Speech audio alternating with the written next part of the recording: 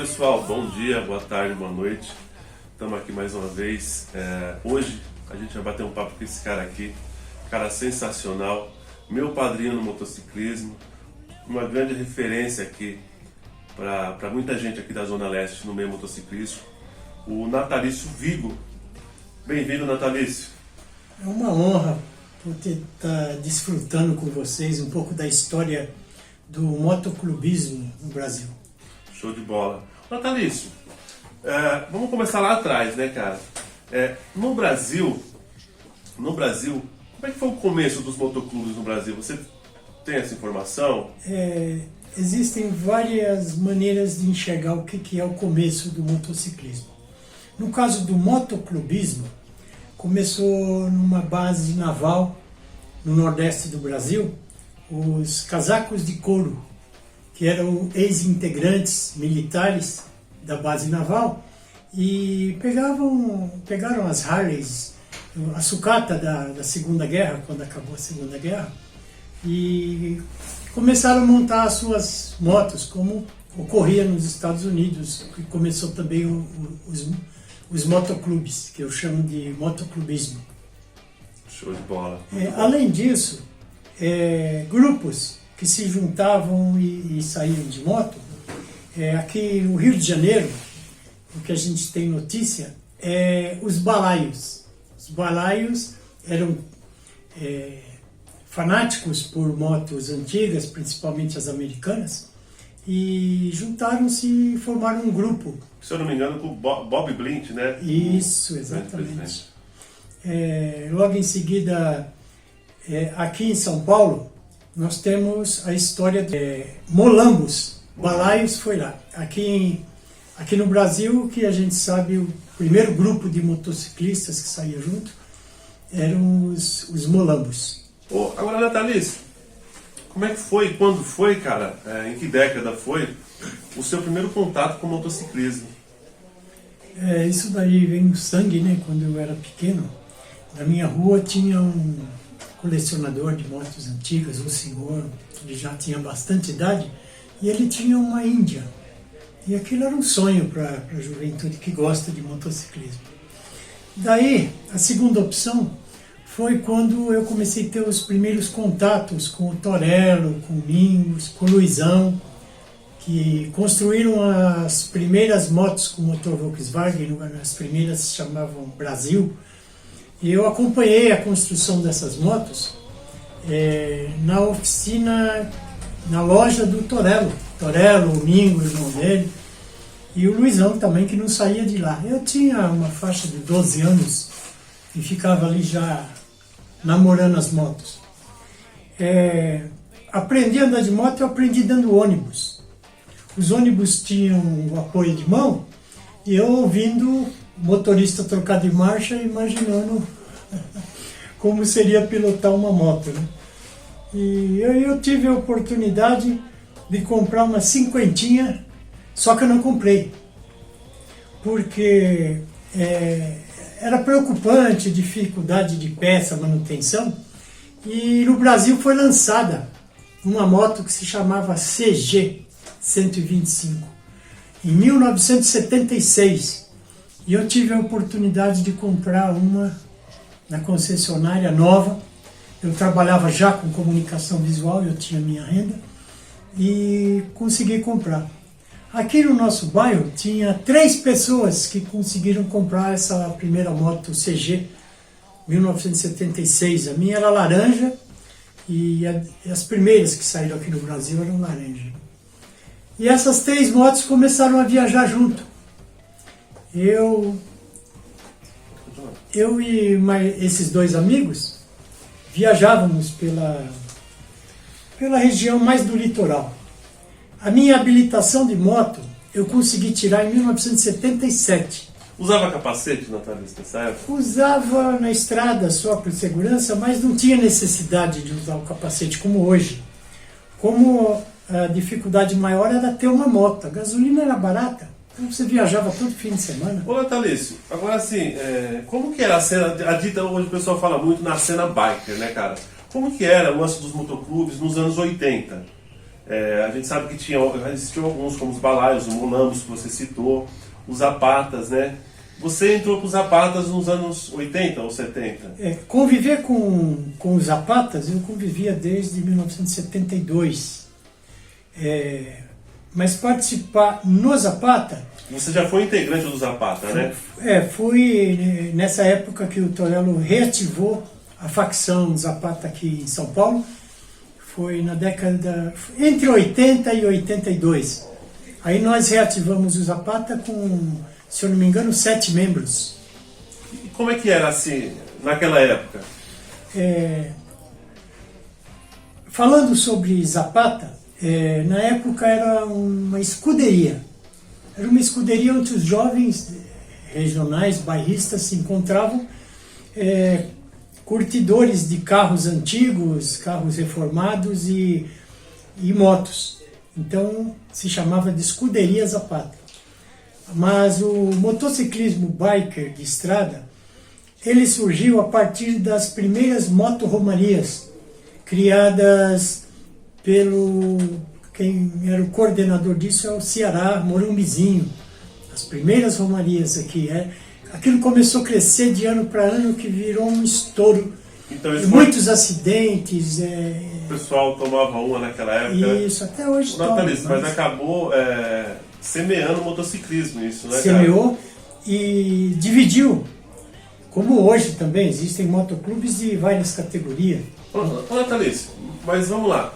Qual é a principal mudança daquela época, vamos lá, do final dos anos 80, comecinho dos anos 90, qual é a principal diferença daquela época para hoje, nesse meio, que você nota assim? No começo, uma pessoa para adquirir uma motocicleta, ele tinha que ser autossuficiente, ele tinha que conhecer a base de mecânica, ele tinha que fazer suas peças, porque não existia concessionárias, não existia mecânicas especializadas. Então todo motociclista tinha que ter os conhecimentos básicos para sobreviver na estrada. Entendi. Ô Natalício,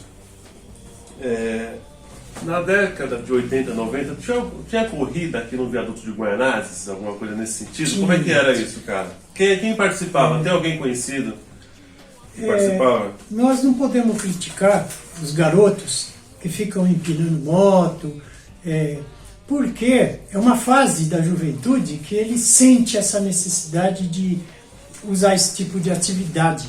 Na época, nós apostávamos corrida, empinava moto, como essa molecada empina hoje, mas eu tenho uma opinião.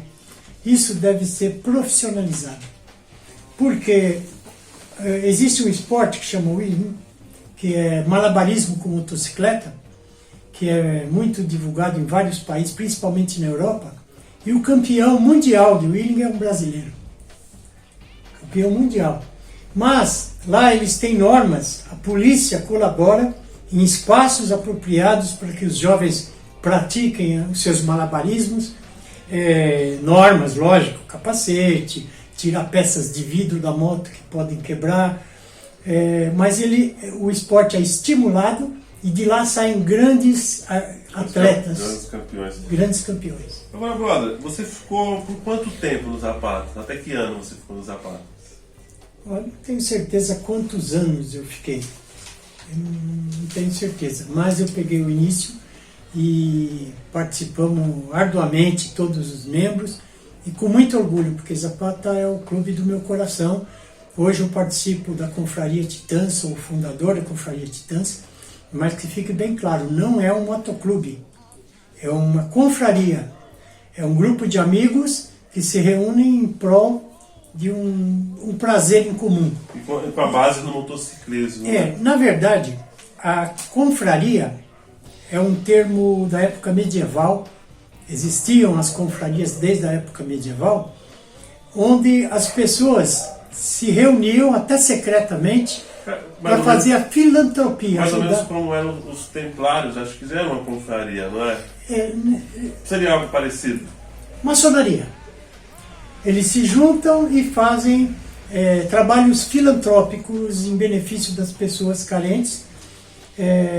Na época tinha que ser secreto, porque eram considerados como hereges as pessoas que não se dedicavam só à religião. Então as confrarias tinham um grupo de pessoas que tinham algo em comum. Ou eram criadores de cavalo, ou eram agricultores, eles tinham comerciantes, tinham alguma coisa em comum.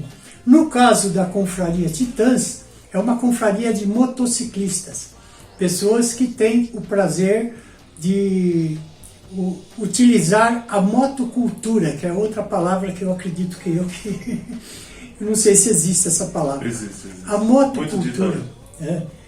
Então, a motocultura é gostar e curtir as viagens de motocicleta, mesmo cansativas, mas elas dão um prazer inestimável para a pessoa. Agora, Natalício, você tem uma ligação com o Zapata até hoje, né? Você tem um filho lá, não é isso? Motoclube do meu coração, Zapata. Show de bola. Quem tá lá é o meu filho Renan. Seu filho Renan tá lá até hoje. Mais velho, também tem no sangue, desde pequeno. Natalício, eu lembro que você uma vez me mostrou uns registros de uma viagem que você fez para o Amazonas, naquela região nos anos 90. Que ano foi aquela viagem, cara? Mais ou menos. 2001. 2001. Isso. Você fez a Transamazônica, é isso? Você Não. e mais uma pessoa. Transamazônica era um paraíso. Eu fui numa muito pior que essa. Que era que beira o Rio Madeira. Eu não me lembro o nome, a numeração certa da estrada, mas é uma estrada que está abandonada há muitos anos.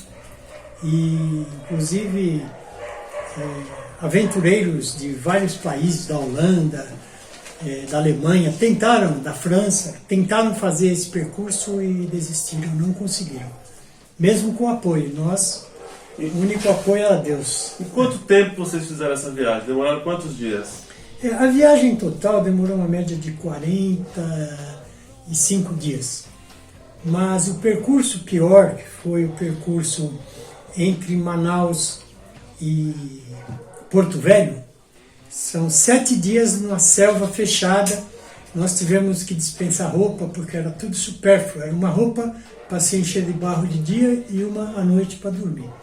Ô Natalício, eu vi que tem registros lá, né? Isso, eu vi contigo isso em 2008, mais ou menos. Vocês dormindo com as redes em cima, no alto das árvores. Por que aquilo, cara? Nós fomos bem orientados pelo pelotão de selva do Exército Brasileiro, pelos motoclubes da região lá de Manaus, mas, mesmo assim, nós fomos orientados a não ir.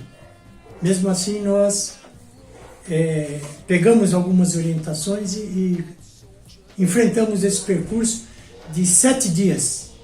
7 dias longe de qualquer pessoa, onde não existia gente morando no caminho.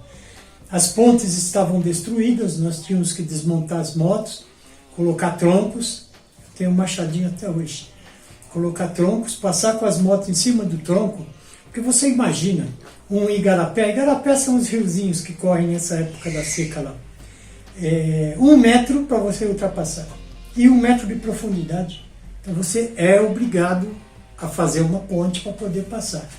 Então existem casos lá que nós rodamos 50 quilômetros em um dia, porque a dificuldade era grande. Ô Natalício, tem fotos, a gente vai tentar localizar aqui para mostrar aí para vocês. Vocês em aldeias indígenas, né? Tem. Como é que foi Eu esse contato? só vou completar o que você perguntou sobre as redes. Certo. Então, essas regiões, existem animais selvagens, Onças, enfim, né? vários tipos, mas o mais perigoso é o cateto. Não é o cateto da hipotenusa, não. Não. Os catetos, queixadas, são grupos de porcos selvagens que eles atacam as pessoas, só que tem uma coisa, o cateto, você subiu 1,20 m, ele já não consegue te pegar, né? A onça não, a onça você dá um tiro pro alto, acende uma fogueira, ela já não se aproxima. Mas os catetos, se vem um bando para cima de você, você consegue acertar um, eles ficam comendo aquele, pode ser a mãe, pode ser o filho, e depois ainda vem para cima de você. Então eles são muito vorazes e perigosos. Nós fomos saber disso depois que estávamos lá, já pegamos experiência no dia a dia. Então você é obrigado a montar rede em lugares altos e não em árvores inclinadas, porque a árvore inclinada ainda tem alguns animais que conseguem subir. Tem que ser árvore reta. No bolso eu carregava uns pregos no bolso, toda noite a gente usava esses pregos, e a minha machadinha, que era martelo também. Machadinha para cortar os tronquinhos de madeira e martelo para fazer a escada, para você poder subir e montar o giral. No caso é uma rede com uma cobertura para os insetos não te atacarem.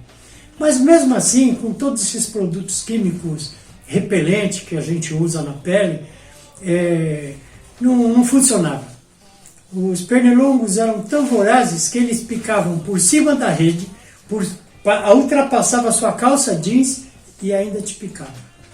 E além disso, outro problema que nós tivemos sério para dormir em rede é a dificuldade para as formigas chegarem até a gente. Quanto mais baixo a formiga chegava, mais rápido. E mais alto, dava para você tentar dormir algumas horas por noite. Quanto aos ruídos da selva, tem um sapo, não me lembro o nome, não é o cururu não, é um outro tipo de sapo que existe na Amazônia, inclusive os índios usam ele como amuleto.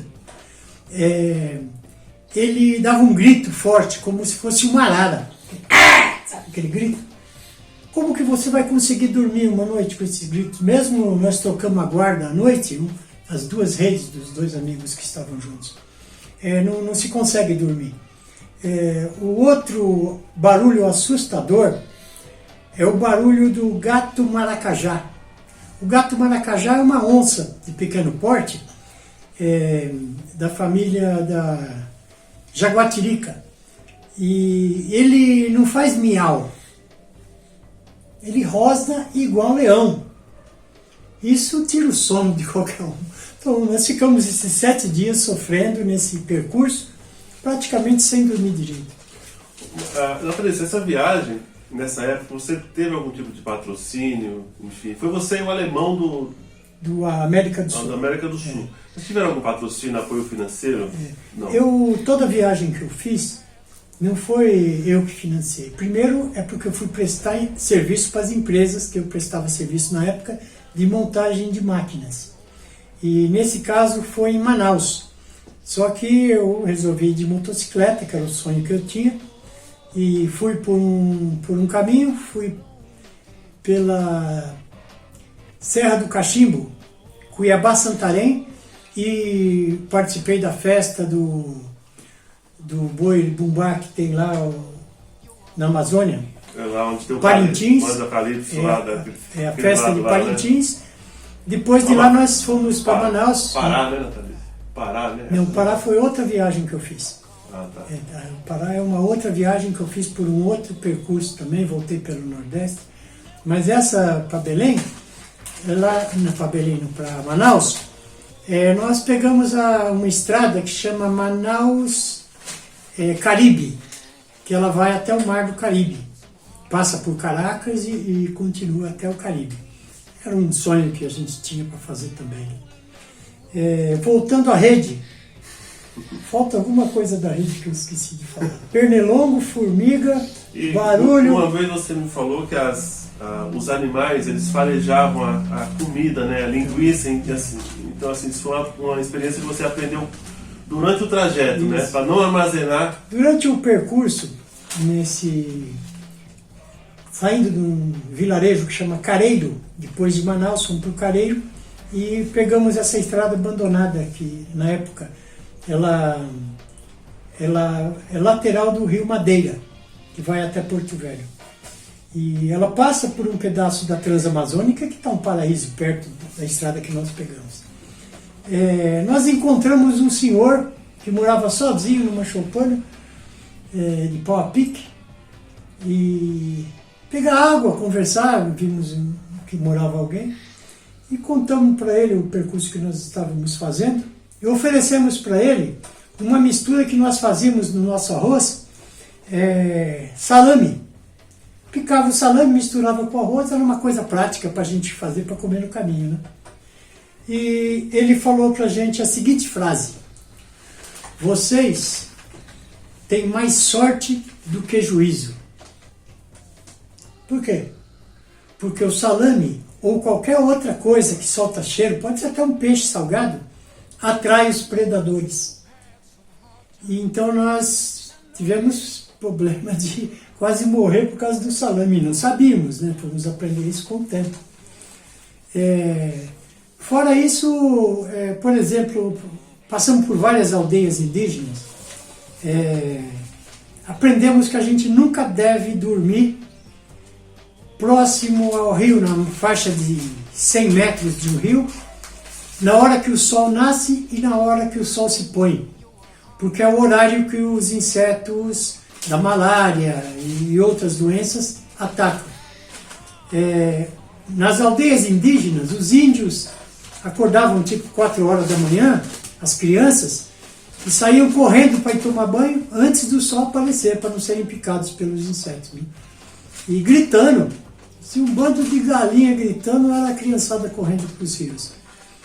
E outra coisa que nós aprendemos é o repelente natural que eles usam lá, que é um produto com cheiro muito forte, fedido mesmo, que é feito para proteger contra as picadas. Os bebezinhos dos índios não tinham uma picada, e nós tudo encaroçado. Ele é feito de sebo de capivara, com urucum, e um produto da família da citronela. Não é citronela, mas é um outro produto que deixa amargo. É o único repelente que eles usam. Mas, Natalício, durante essa viagem aí, cara, qual foi, o que era mais difícil? Qual o maior perrengue? O que era mais difícil de fazer nesse trajeto? Eu acredito que era transpor os igarapés. Porque a motocicleta, mesmo a minha sendo uma 250 e a do meu amigo uma Tenere 600, elas eram muito pesadas. A dificuldade para atravessar os igarapés era muito grande. E como a estrada era abandonada, não existiam pontes. Então nós tínhamos que procurar o melhor pedaço do rio, cortar os troncos de madeira, colocar os troncos, amarrar, fazer a ponte, tirar as bagagens da moto, tampar a mangueirinha de gasolina para se a moto caísse na água, não entrar água no sistema de carburação. E do outro lado do rio a gente montava novamente a moto para dar continuidade à viagem. Então isso fazia a gente perder bastante tempo. Olha, Natalício, por que você resolveu, a partir do quê? Você resolveu, a partir de quando, enfim, você resolveu montar a Confraria Motociclista Titãs? Exatamente porque eu, na idade que eu já estava chegando, eu não suportava mais normas, eu não tinha, porque além de ter que trabalhar para sobreviver, eu tinha que me dedicar uma parte à família, uma parte a mim e uma parte aos amigos, né? Como eu digo sempre, existem fases da vida. Tem uma fase que você dá mais prioridade ao seu trabalho. Existe outra fase que você dá prioridade à sua família. Outra, aos amigos. Até que você chega numa fase que você descobre que o principal que você tem que dar valor é a você. A partir daí, eu comecei a me dedicar mais a um grupo sem compromissos. Um grupo que não tivesse compromisso, obrigação. Então, como eu estava dizendo, existem motoclubes que se dedicam 80% à filantropia. Ótimo, isso é muito bom. Isso faz parte da existência humana, praticar filantropia. Existem grupos que se juntam para beber, outros para namorar, outros para viajar. E é isso que eu sempre gostei de moto, viajar. Então esse grupo foi direcionado para primeiramente para essa direção. Só que amigos existem com vários tipos de agrados para a vida deles diferentes. Então a confraria é como se fosse um motoclube, só que não tem. Nós não gostaríamos que tivesse as mesmas regras de um motoclube. Porque se fosse para participar de um motoclube, eu continuaria com o meu Zapata. Natalício, agora, nesses anos todos, né, nesse meio, enfim, o que mais importante o motociclismo te ensinou? O que deveria ensinar a todos. Eu digo sempre que no mundo, na vida, no dia a dia, você tem 3 opções de aprender a ser uma pessoa que convive bem na sua vida, na sua existência. Esse convívio não é só familiar, não é só com os amigos, no trabalho, é aprender a conviver em grupo. E uma das coisas principais é saber respeitar a hierarquia. E as 3 opções que eu coloco, a primeira é o militarismo. O militarismo ensina a pessoa a ser uma pessoa disciplinada, a respeitar os amigos e conviver em grupo. Isso é muito importante para o resto da vida dessa pessoa. O segundo é a cadeia. A pessoa, quando é presa numa cadeia, ele obrigatoriamente vai aprender a conviver com as pessoas, boas ou más, mas ele tem que aprender a conviver. E a terceira e melhor de todas, é a que nós temos a oportunidade de participar, que é o motoclubismo. Que teria também a hierarquia, né, Natalício? Que, enfim. Agora, cara, para um cara ser um grande motociclista, um menino que está nos assistindo aí de 18 anos, 17, 20, para ele ser um grande motociclista, que conselho você dá para um cara desse? A convivência, aprender a conviver, como na sua família, dentro da sua família, como dentro do seu trabalho, no dia a dia, aprender a conviver. E cada dia que passa a gente aprende mais no relacionamento das pessoas. A gente se decepciona muito com algumas atitudes, mas quando você pega um amigo e pega a estrada e vai viajar, aquele amigão seu de boteco, divertido, você começa a achar os defeitos dessa pessoa. Como os irmãos se dão bem, mas no dia a dia, no convívio, começa a ter os atritos. Então é tudo isso que a gente tem que aprender a suportar e conviver para ter uma existência saudável na sua vida. Ô Natalício, eu queria que você citasse, cara, eu sei que pode ter bastante, mas enfim, eu gostaria que você citasse 3 caras que você admira ou admirou no meio motociclístico. São muitos, mas para escolher entre os 3, tem alguns veteranos que fazem parte do motociclismo mundial. Um deles, o Luizão dos Abutres, uma pessoa que fez parte do meu convívio com o motociclismo e que inclusive foi um guru que orientava nas grandes viagens que eu tinha que fazer, viagens pela América Central, viagens pelo Brasil todo. Ele orientou de vários detalhes que realmente me ajudaram, além do convívio quase que diário com ele. Trabalhamos juntos na fábrica da Caena, motocicletas Caena. Ele era uma pessoa inesquecível. Em segundo, que eu conheci antes do Luizão, era o Bogdan. Bogdan, ele era um polonês que veio para o Brasil. Ele já tinha uma idade bem avançada e ainda era motociclista.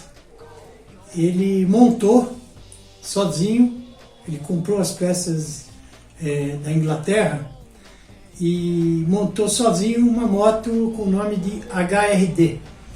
Essa moto HRD era uma tecnologia muito avançada, muitos não sabem, mas ela foi a primeira viúva negra, chamada de viúva negra.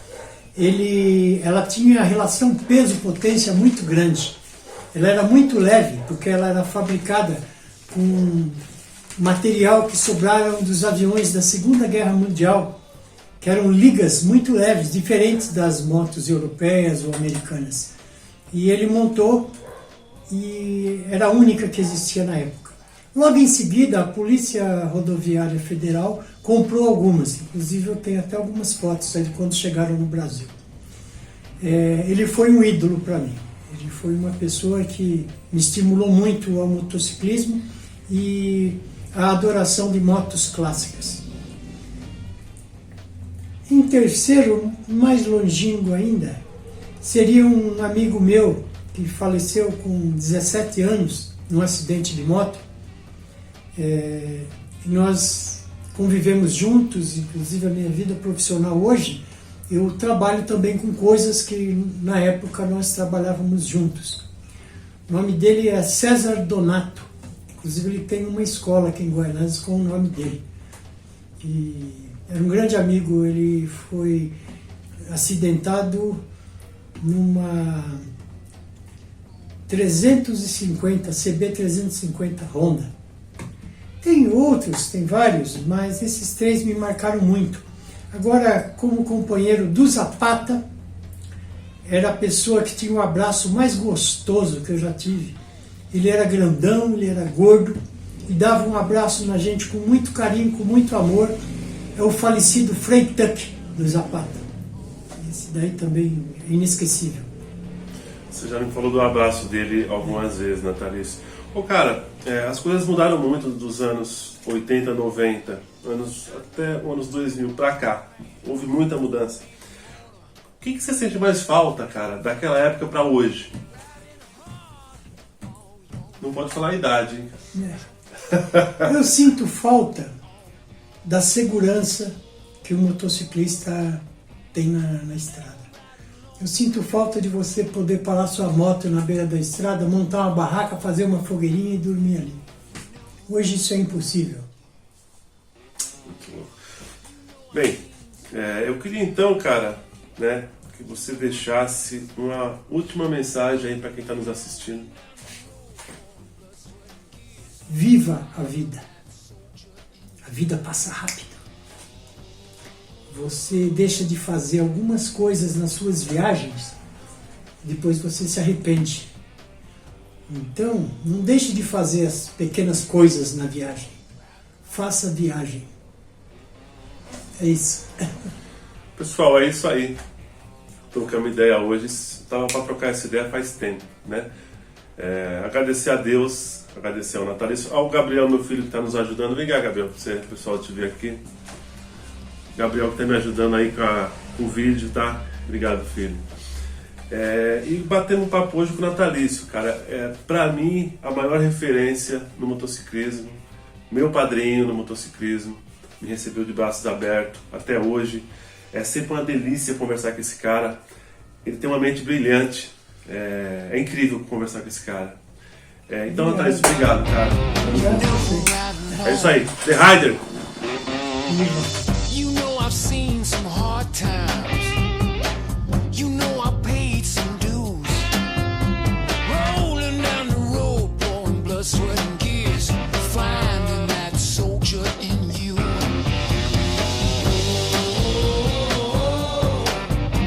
You'll never ride alone again.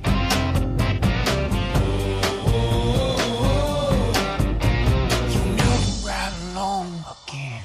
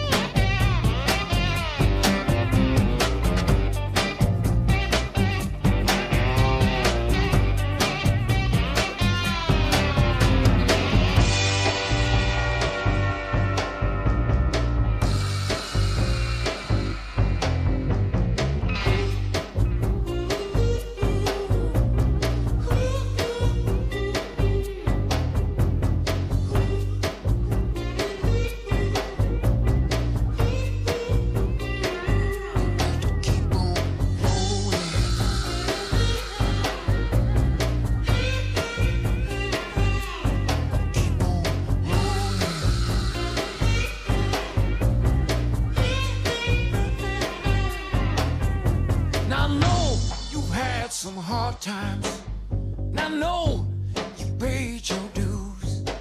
You've been rolling down the road all your life, just searching for a heart that's true. Oh,